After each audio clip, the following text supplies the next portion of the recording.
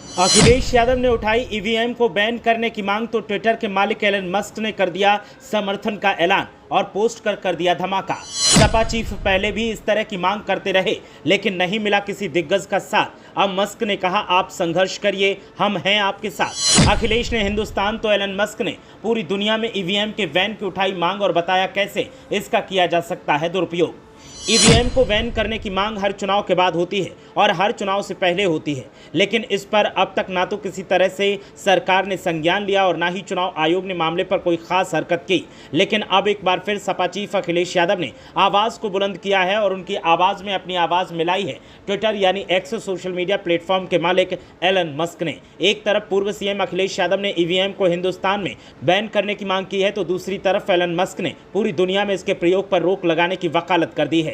और अखिलेश यादव के साथ साथ एलन मस्क ने मामले पर एक लंबा चौड़ा ट्वीट किया है। पहले बात करते हैं कि अखिलेश यादव ने इस मुद्दे पर क्या कहा और फिर बताएंगे कि एलन मस्क ने कैसे अपनी आवाज़ को बुलंद किया है। सपा चीफ ने पोस्ट किया और कहा कि टेक्नोलॉजी समस्याओं को दूर करने के लिए होती है, अगर वही मुश्किलों की वजह बन जाए तो उसका इस्तेमाल बंद कर देना चाहिए। आज जब विश्व के कई चुनावों में ईवीएम को लेकर गड़बड़ी की आशंका जाहिर की जा रही है और दुनिया के जाने माने टेक्नोलॉजी एक्सपर्ट ईवीएम में हेराफेरी के खतरे की खुलेआम बात कर रहे हैं, लिख रहे हैं, तो फिर ईवीएम के इस्तेमाल की जिद के पीछे की वजह क्या है, ये बात भाजपा साफ करें। आगामी सभी चुनाव बैलेट पेपर यानी मतपत्र से कराने की मांग को हम फिर दोहराते हैं।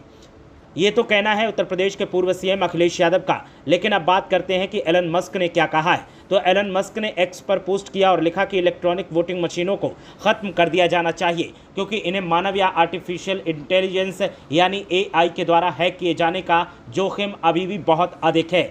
एलन मस्क ने प्यूर्टो रिको के प्राथमिक चुनावों पर प्रतिक्रिया व्यक्त की थी जिसमें कथित तौर पर मतदान में अनियमितताएं सामने आई थी। उनकी इस पोस्ट पर जहां अखिलेश यादव ने फिर से ईवीएम को बैन करने की मांग को उठाया तो वहीं बीजेपी की तरफ से मामले पर कुछ ऐसा कहा गया जिसने चौंका दिया। मामले पर प्रतिक्रिया देते हुए राजीव चंद्रशेखर ने कहा कि ऐसा बिल्कुल नहीं है। पूर्व केंद्रीय मंत्री ने कहा कि एक बहुत बड़ा आम बयान है जिसका मतलब है कि कोई भी सुरक्षित डिजिटल हार्डवेयर नहीं बना सकता, ये गलत है। चंद्रशेखर के अनुसार एलन मस्क के सोचने समझने का तरीका अमेरिका और अन्य स्थानों पर लागू हो सकता है जहां पर वे इंटरनेट से जुड़ी वोटिंग मशीन बनाने के लिए रेगुलेटर कंप्यूटिंग प्लेटफॉर्म का उपयोग करते हैं। चंद्रशेखर ने मस्क के बयान को खारिज करते हुए कहा कि भारतीय ईवीएम कस्टम डिजाइन किए गए हैं जो पूरी तरीके से सुरक्षित हैं और किसी भी नेटवर्क या मीडिया से अलग हैं जिनको हैक करना मुश्किल ही नहीं नामुमकिन है। उन्होंने कहा कि ईवीएम में कोई कनेक्टिविटी नहीं, कोई ब्लूटूथ, वाईफाई, इंटरनेट नहीं, कोई रास्ता नहीं है, फैक्ट्री प्रोग्राम्ड कंट्रोलर जिन्हें दोबारा प्रोग्राम नहीं किया जा सकता है।